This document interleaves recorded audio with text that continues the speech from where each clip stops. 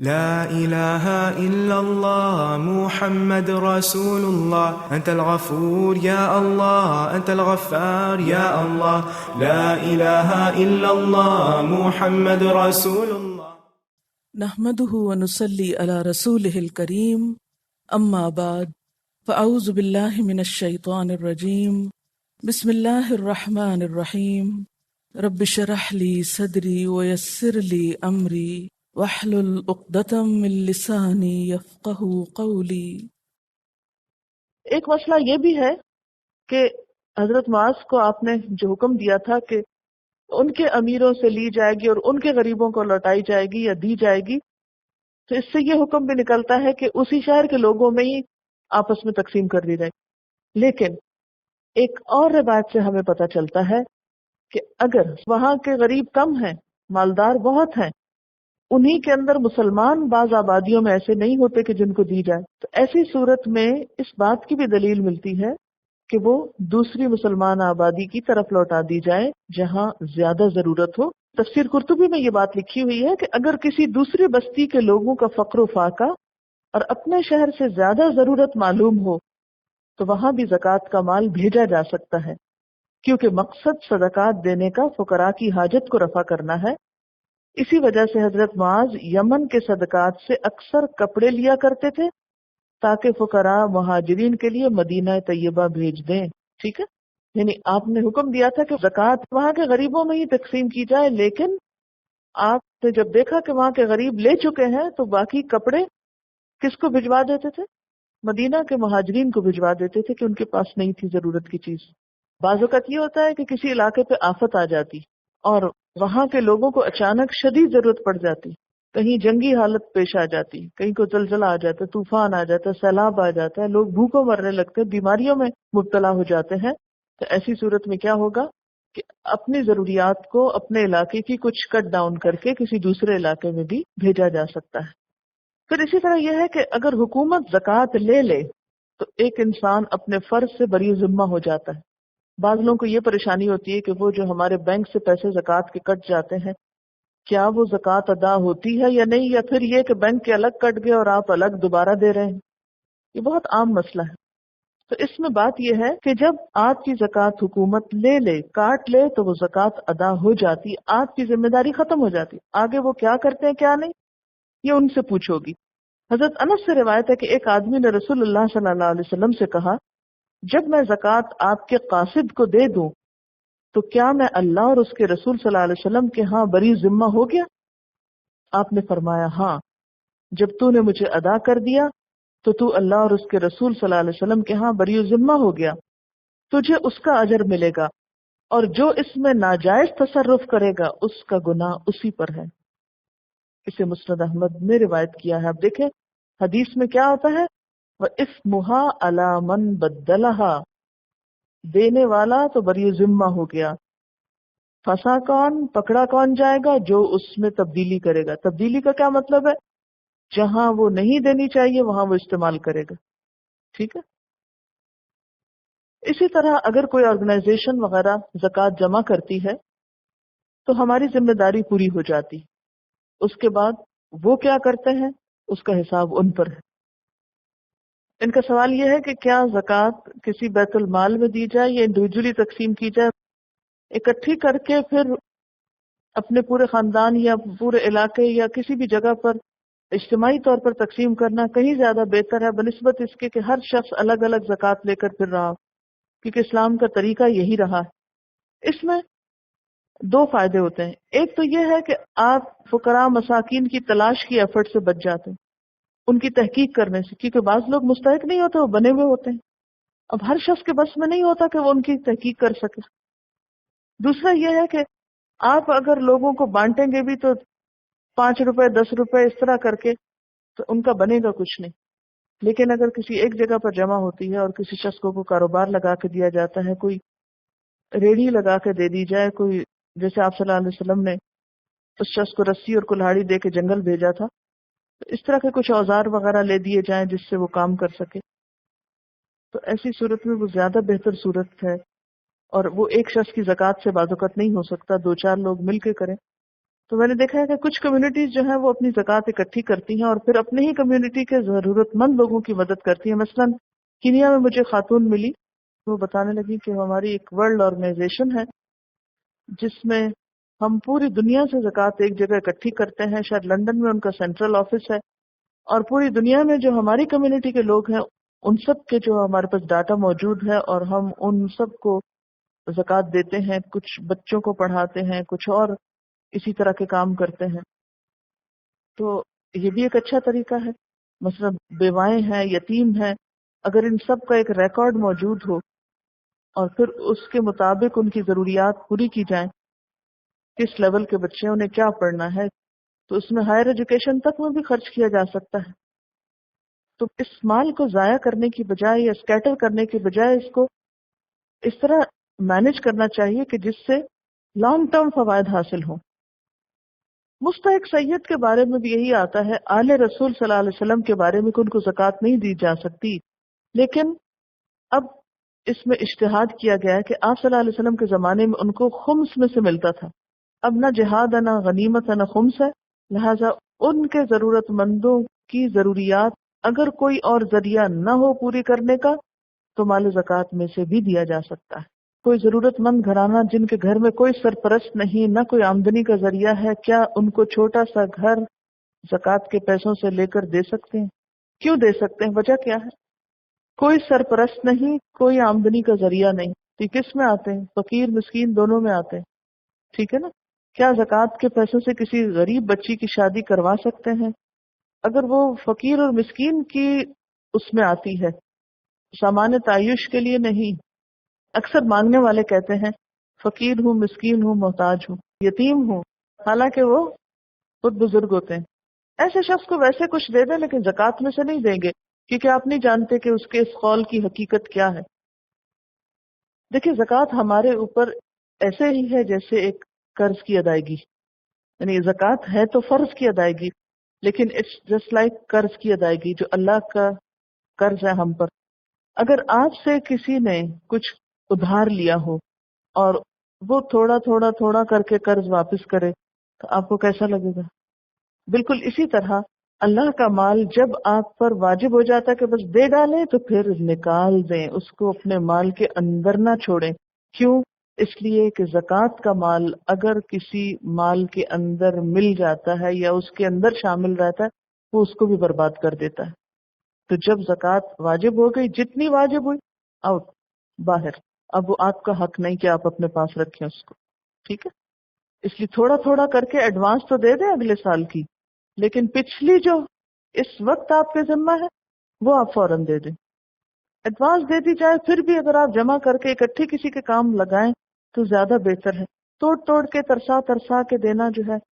اور آیت 60 جس میں زکوٰۃ کی تقسیم کی بات ہے، صرف ایک آیت بھی اگر اس صورت کی صحیح طور پر عمل کر لی جائے تو مسلمان معاشرے سے غربت ختم ہو جائے. زکوٰۃ کی تقسیم کا جو قانون ہے سب کو اس میں سمیٹ لیا گیا. وَمِنْهُمُ الَّذِينَ يُؤْذُونَ النَّبِيَّ، اور ان میں سے بعض لوگ ایسے ہیں جو نبی صلی اللہ علیہ وسلم کو اذیت دیتے ہیں، دکھ دیتے ہیں. وَيَقُولُونَ، اور وہ کہتے ہیں، هُوَ أُذُنٌ، وہ کان ہے، یعنی کانوں کا کچا ہے. قل، کہہ دیجئے، اذن خیر لکم، کان بہتر ہے تمہارے لیے. یؤمن باللہ ویؤمن للمؤمنین، وہ ایمان رکھتا ہے اللہ پر اور اعتماد کرتا ہے مومنوں پر. ورحمت للذین آمنوا منکم، اور رحمت ہے، شفقت و محبت سے بھرپور ہے ان لوگوں کے لیے جو تم میں سے ایمان لائے. والذین یؤذون رسول اللہ، اور وہ لوگ جو رسول اللہ کو دکھ دیتے ہیں، لہم عذاب علیم، ان کے لیے دردناک عذاب ہے. یہاں منافقین کا دوبارہ ذکر کیا گیا ہے. پیچھے بھی بات منافقوں کے بارے میں ہو رہی تھی اور بیچ میں زکوٰۃ کی تقسیم کا قانون دیا گیا. اس سے اندازہ ہوتا ہے کہ اسلام میں تعلیم کو کس قدر اہمیت ہے.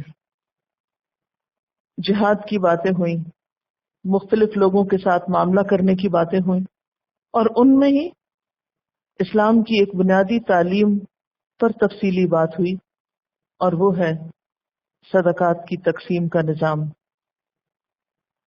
یعنی ہر حال میں سیکھنا، تنگی ہو، آسانی ہو، مشکل ہو، جنگ کے حالات ہوں یا امن کے حالات ہوں، ہر حالت میں تعلیم کا کام جاری ہے۔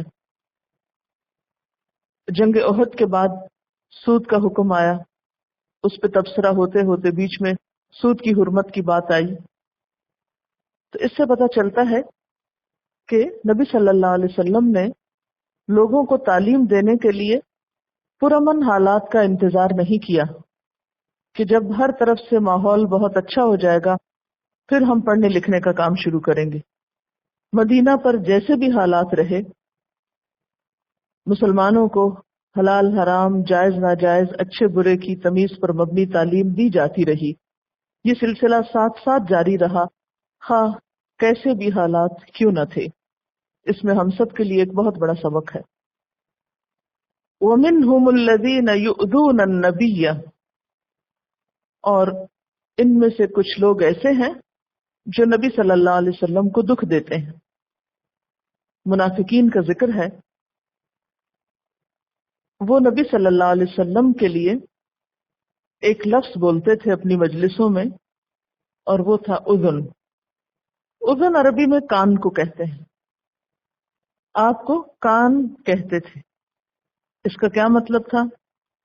کہ آپ ہر ایک کی بات سن لیتے ہیں۔ تو اذن ایک محاورہ تھا کہ آپ صلی اللہ علیہ وسلم لوگوں کی ہر بات سن لیتے ہیں۔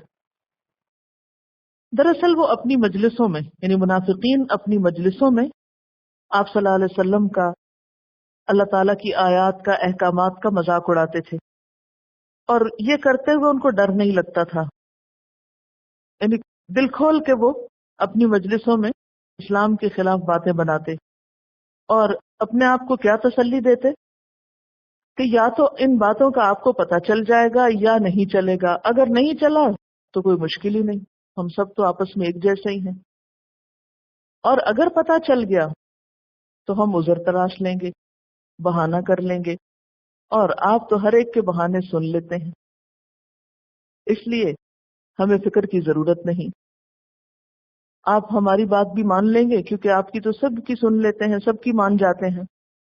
اور نبی صلی اللہ علیہ وسلم سب کی بات کیوں سن لیتے تھے، سب کی کیوں مان لیتے تھے؟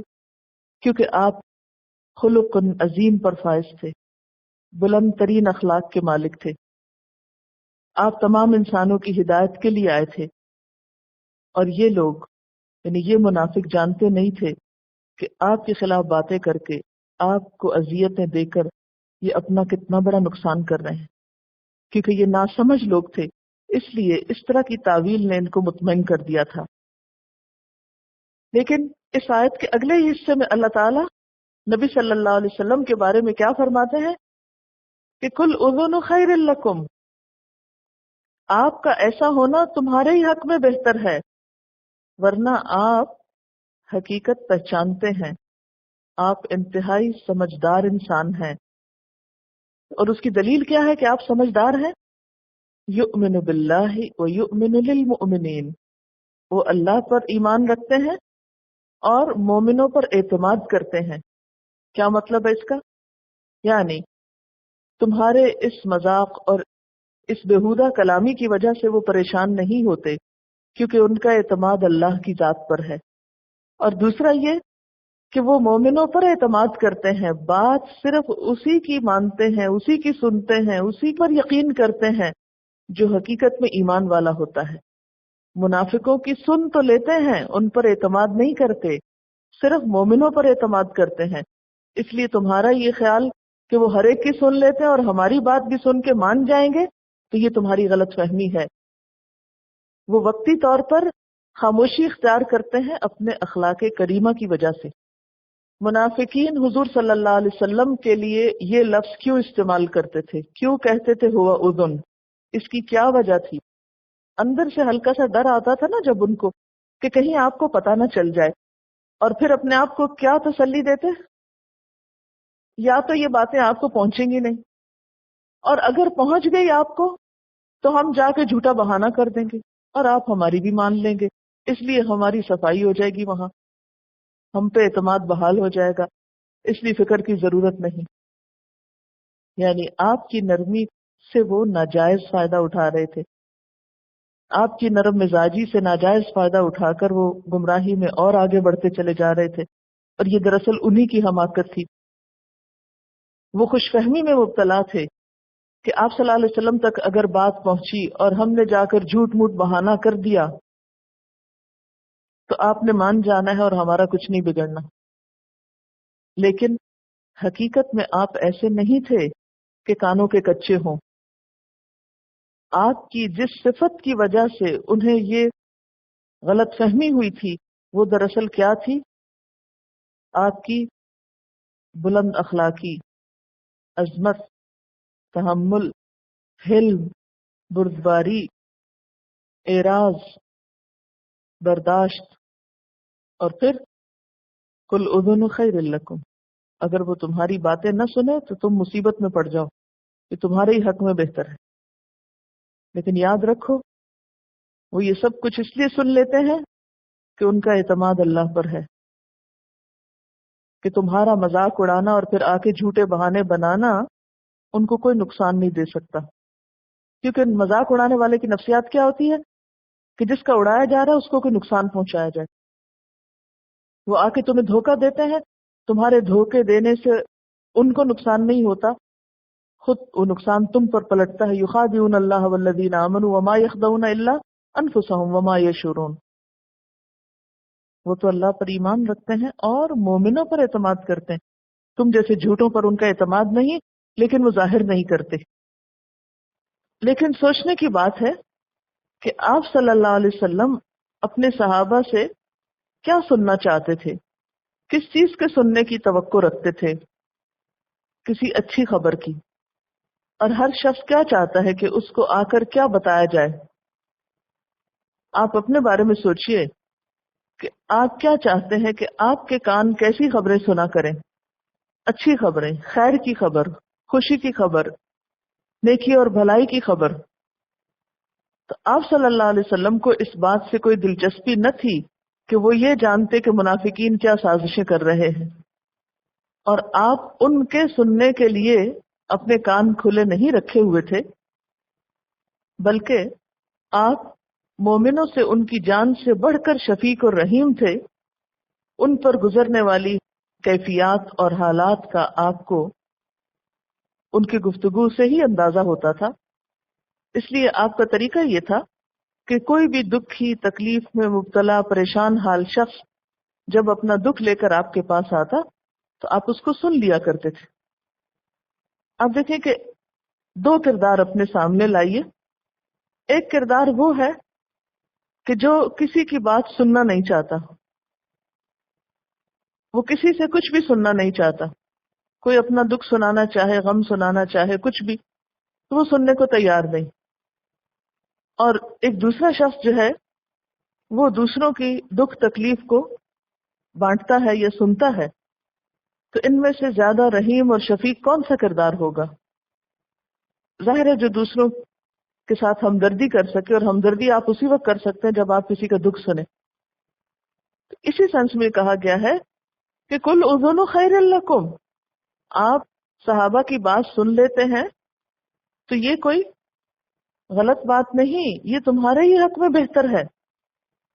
اگر اللہ کے رسول صلی اللہ علیہ وسلم اس طرح کی شخصیت کے حامل ہوتے کہ کوئی انہیں اپروچ نہ کر سکتا، کوئی ان کو اپنی کوئی بات نہ بتا سکتا، کوئی ان تک کوئی مسئلہ نہ پہنچا سکتا، لوگ آپ سے خوفزدہ رہتے، لوگ آپ سے دور رہتے، تو کیا آپ لوگوں کی اصلاح اور تربیت کا کام کر سکتے تھے؟ نہیں کر سکتے تھے۔ ٹھیک ہے، بسا اوقات یہ چیز بہت تکلیف دہ ہوتی ہے کہ مختلف طرح کی باتیں انسان کو پریشان کرتی ہیں، کیونکہ عموماً لوگوں کی باتوں میں بھلائی کی بات کم ہی ہوتی ہے اور دکھوں اور تکلیفوں کی باتیں زیادہ ہوتی ہیں۔ اور پھر ایک ایسا شخص جو سچے دل سے لوگوں کا خیرخواہ اور ہمدرد ہو، تو ہر شخص اپنا غم اس پہ ڈال کے خود کو اس غم سے نجات دلانا چاہتا ہے۔ تو ایسے میں پھر ایک دائی کی زندگی خاصی مزریبل بھی ہو جاتی ہے، لیکن وہ یہ دکھ کیوں اٹھاتا ہے؟ لوگوں کی تلخ تند ناخوشگوار باتیں سن کر، کہ اسے نمبر ایک ان کی اصلاح کرنی ہے، اور نمبر دو ان کا غم بانٹنا ہے۔ فرمایا یؤمن باللہ، وہ اللہ پر ایمان رکھتا ہے۔ یہ کیوں کہا گیا اس موقع پر؟ یعنی لوگوں کی باتیں سن کر وہ اللہ پر بھروسہ کرتا ہے، اللہ پر توکل کرتا ہے۔ وَيُؤْمِنُ لِلْمُؤْمِنِينَ، اور مومنوں کے لیے ایمان رکھتا ہے، یعنی اعتماد رکھتا ہے۔ یؤمن کے بعد ایک دفعہ بے آیا ہے اور ایک دفعہ لے آیا ہے، تو اس طرح ایمان کے دونوں معنی فرق ہو گئے۔ یؤمن باللہ، اللہ پر ایمان لانا، اور اس ایمان میں پھر اس پر اعتماد بھی شامل ہے۔ اور یؤمن للمؤمنین، مومنوں پر ایمان لانا مراد نہیں ہے، یہاں مومنوں پر اعتماد کرنا مراد ہے۔ یعنی ایمان کے ساتھ جب صلہ لام آتا ہے تو اعتماد کا معنی ہو جاتا ہے، پھر وہ عام ایمان کے معنی میں نہیں ہوتا جیسے یؤمنوں کا ہم ترجمہ ایمان لانا کرتے ہیں۔ وَرَحْمَةٌ لِّلَّذِينَ آمَنُوا مِنْكُمْ، اور ان لوگوں کے لیے باعث رحمت ہے جو تم میں سے ایمان لائے ہیں۔ وَالَّذِينَ يُؤْذُونَ رَسُولَ اللَّهِ، اور وہ لوگ جو اللہ کے رسول صلی اللہ علیہ وسلم کو دکھ دیتے ہیں، اذیت دیتے ہیں، تکلیف پہنچاتے ہیں۔ کس طرح؟ اپنی باتوں کے ذریعے، اپنے کسی رویے کے ذریعے۔ لہم عذاب علیم، ان کے لیے دردناک عذاب ہے۔ کیوں دردناک عذاب؟ آپ صلی اللہ علیہ وسلم چونکہ لوگوں کے خیرخواہ تھے، وہ لوگوں کی بھلائی کا کام کر رہے تھے، تو ایسا شخص جو لوگوں کو جہنم کی آگ سے بچا رہا ہے، پکڑ پکڑ کے کھینچ رہا ہے، جیسے آپ صلی اللہ علیہ وسلم نے اپنے بارے میں فرمایا کہ میں تم کو کمر سے پکڑ پکڑ کے کھینچ رہا ہوں اور تم وہ کہ پروانوں کی طرح آگ میں ہی گرے جا رہے ہو، اور کسی کے خلاف کوئی بغض نہیں، کوئی حسد نہیں، کوئی برے جذبات نہیں، وہ اپنی زندگی کو، اپنے آرام کو، اپنے سکون کو، اپنی ہر چیز کو قربان کیے ہوئے ہے لوگوں کے آرام کی خاطر، تو اس ہستی کو دکھ پہنچانا، تکلیف دینا، اذیت دینا کسی عام انسان کو دکھ پہنچانے سے کہیں زیادہ نقصان دہ ہے۔ کیوں؟ اس لیے کہ اس طرح ان کی ذمہ داریوں کی ادائیگی میں اور ان کے کاموں کو پورا کرنے میں ایک رکاوٹ آتی ہے۔ پھر ایک وجہ یہ کہ آپ صلی اللہ علیہ وسلم اللہ کے محبوب تھے، تو جو شخص اللہ سے محبت رکھتا ہو اسے لازماً ہر اس چیز سے محبت ہوگی جس سے اللہ تعالیٰ محبت رکھتا ہے۔ اگر لوگ آپ کو اذیت دیتے تو آپ کو دکھ دینا کیا ہے؟ اللہ تعالیٰ کو ناراض کرنا۔ جیسے ایک اور حدیث میں آتا ہے، حدیث قدسی میں، کہ من عادی لی ولیا فقد آذنتہ بالحرب، جس نے میرے کسی دوست سے دشمنی کی تو میں اس کے خلاف اعلان جنگ کرتا ہوں۔ اس وجہ سے جو لوگ رسول اللہ کو دکھ دیتے تھے ان کے لیے دردناک عذاب کی بشارت دی گئی۔ یحلفون باللہ لکم لیردوکم، وہ اللہ کی قسمیں کھاتے ہیں تمہارے لیے تاکہ تم کو راضی کر دیں۔ واللہ ورسولہ احق ان یردوہ، حالانکہ اللہ اور اس کا رسول زیادہ حقدار ہیں کہ اس کو راضی کیا جائے، ان کانوا مؤمنین، اگر وہ مومن ہیں۔ یہ منافقین جب اپنی خاص مجلسوں میں بیٹھ کر اسلام کو اور اسلام والوں کا مذاق اڑاتے تھے تو ظاہر ہے کہ ایسا جرم کرنے پر ان کے اندر ایک خاص قسم کی گلٹ ہوتی ہوگی، تو اپنی اس گلٹ کو مٹانے کے لیے، اور پھر جیسا کہ پہلے بھی میں نے عرض کیا کہ یہ باتیں آپ صلی اللہ علیہ وسلم تک اور صحابہ تک کسی نہ کسی طرح پہنچ ہی جاتی، انہی کے اندر سے کوئی نہ کوئی شخص آ کے بتا بھی دیتا۔ تو ایسی صورت میں ان کو جب یہ فکر پڑتی کہ ہمارا راز کھل گیا، تو اس وجہ سے بھی وہ آپ کے پاس آ کر، صحابہ کے پاس آ کر قسمیں کھا کر یقین دلاتے کہ ہم تمہارے بڑے خیر خواہ ہیں۔ ایک اور وجہ یہ بھی تھی کہ مسلمان مدینہ میں آ کر ایک مضبوط قوم کی حیثیت سے ابھرے تھے۔ منافقین کم تھے، تعداد میں بھی کم تھے، اور اپنی ایمانی حیثیت کے اعتبار سے بھی کمزور تھے، لہذا ان کا فائدہ اسی میں تھا کہ مسلمانوں کو خود سے راضی رکھیں۔ مسلمانوں کو ناراض کرنے میں ان کا نقصان تھا، اس لیے وہ اپنی مجلسوں میں آپ کے خلاف بھڑاس بھی نکالتے اور پھر آپ کی مجلس میں آ کر قسمیں بھی کھاتے کہ ہم آپ کے ساتھ ہیں۔ فرمایا واللہ ورسولہ احق ان یرضوا، حالانکہ اللہ اور اس کا رسول زیادہ حقدار ہیں کہ ان کو راضی کیا جائے۔ آپ دیکھیں کہ منافق کی دینداری انسانوں کے ڈر سے ہوتی ہے۔ وہ کس وقت دیندار بنتا ہے؟ جب وہ دین والوں کو دیکھتا ہے، اور کہاں اس کا دین ٹھکانے لگ جاتا ہے؟ جب وہ بے دین لوگوں کے بیچ میں ہوتا ہے۔ وہ اپنوں میں انہی جیسا اور مسلمانوں کے بیچ میں مسلمانوں جیسا۔ اس کے بارے میں پیچھے آپ پہلے پارے میں پڑھ چکے ہیں کیا؟ وَإِذَا خَلَوْا إِلَىٰ شَيَاطِينِهِمْ قَالُوا إِنَّا مَعَكُمْ إِنَّمَا نَحْنُ مُسْتَهْزِئُونَ۔ تو وہ اپنی مجلسوں میں بیٹھ کر مسلمانوں کا دین کا مذاق اڑاتے اور ان کے سامنے آ کے جھوٹی قسمیں کھاتے۔ ان کی دینداری اللہ کے ڈر یا تقوی پر مبنی نہ تھی، بلکہ اس کے برعکس لوگوں کے ڈر پر مبنی تھی۔ تو منافق لوگ صرف انسانوں کے دباؤ یا انسانوں کے انفلوئنس کی وجہ سے اچھے بنتے ہیں، حالانکہ اللہ کا ڈر ہی وہ چیز ہے جو انسان کو صحیح راستے پر قائم رکھ سکتا ہے۔ تو جو لوگ مصلحتوں میں مبتلا ہوتے ہیں اور اپنے دنیاوی مفادات دیکھ رہے ہوتے ہیں، ان کو پھر ہر چیز اپنے مفادات کے تابع کرنی پڑتی، وہ پھر سچائی کے تابع نہیں ہو سکتے۔ فرمایا کہ ان کا ایمان ان سے یہ تقاضا کرتا ہے کیا کہ یہ اللہ کو راضی کر لیں بندوں کو راضی کرنے کی بجائے، بندوں کے سامنے جھوٹی قسمیں کھانے کی بجائے ایسا طریقہ اختیار کریں کہ اللہ ان سے راضی ہو جائے۔ الم یعلموا، کیا وہ جانتے نہیں ہیں؟ کیا بات نہیں جانتے؟ انہو، کہ بے شک وہ، من یحادد اللہ ورسولہ، جو بھی کوئی مخالفت کرتا ہے اللہ اور اس کے رسول کی، فَأَنَّ لَهُ نَارَ جَهَنَّمَ، تو اس کے لیے جہنم کی آگ ہے۔ یحادد کا لفظ جو ہے دال دال سے ہے، حد۔ حد کس کو کہتے ہیں؟ ہر چیز کی انتہا، تیزی۔